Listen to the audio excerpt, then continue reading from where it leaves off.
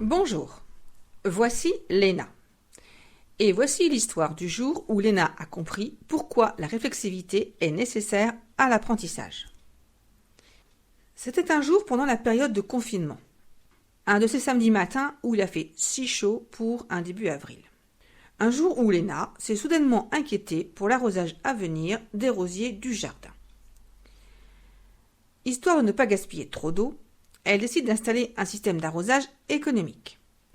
Comme on est en plein confinement, elle entreprend de le faire uniquement avec ce qu'elle trouve chez elle.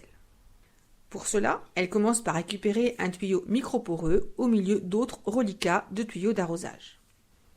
Et donc, le défi de ce matin-là va consister à raccorder ce morceau de tuyau microporeux au tuyau d'arrivée d'eau du jardin. En fouillant un peu plus longuement dans son abri de jardin, elle retrouve la boîte dans laquelle elle stocke tout un tas d'embouts en lien avec l'arrosage. Après un long, voire très long moment et beaucoup de va-et-vient de type « je mets un embout, j'ouvre le robinet d'eau pour vérifier, ça fuit, j'éteins, je démonte, ah tiens, ce n'est pas le même diamètre, je coupe le tuyau, mais ça fait déjà 3 fois, je recommence, je remets le robinet ». Bref, en apprenant sur le tas, elle finit par bricoler un branchement. Et ça marche, puisque l'eau se diffuse bien jusqu'au rosier. Ok, bravo Léna, mais quel est le lien avec la réflexivité? Vous allez comprendre. Léna, elle a agi avec succès puisque ça fonctionne. En fait, pas tout à fait, parce qu'il reste quand même une petite fuite pour laquelle elle n'a pas trouvé de solution. Mais Léna reste aujourd'hui dans l'impossibilité d'expliquer pourquoi ça fonctionne et bien entendu pourquoi le joint qu'elle a positionné pour enrayer la fuite est manifestement inefficace. Léna a agi par essai-erreur, par tâtonnement.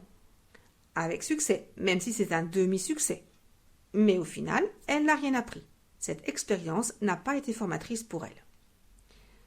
Il n'y a pas eu apprentissage parce qu'il n'y a pas eu de retour sur cette expérience. Faute d'avoir analysé son action, tout autant que les tenants et aboutissants de cette action, Léna n'est pas en capacité de comprendre ce qu'elle a bien ou moins bien fait. En même temps, entreprendre une telle réflexivité seule n'est guère possible.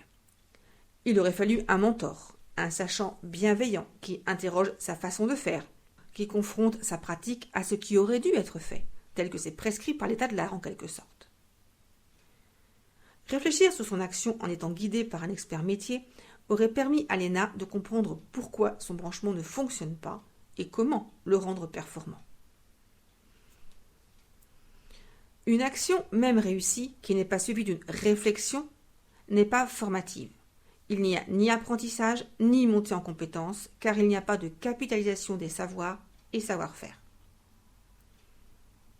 En plus, cette étape d'analyse après l'action, qu'on appelle parfois rétro-analyse, autrement dit, la réflexivité, aurait permis à Léna de conceptualiser sa pratique.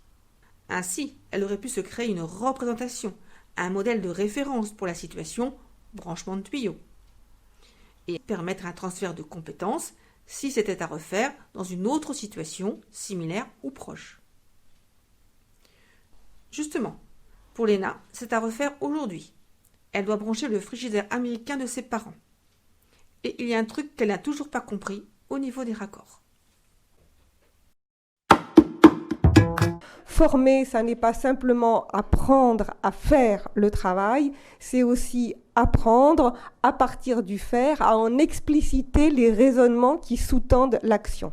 Si on coupe la formation de cette deuxième dimension qui est l'explicitation des raisonnements qui sous-tendent sa propre action, on empêche les personnes de développer d'autres modalités pour elles de compétences, d'apprentissage, etc.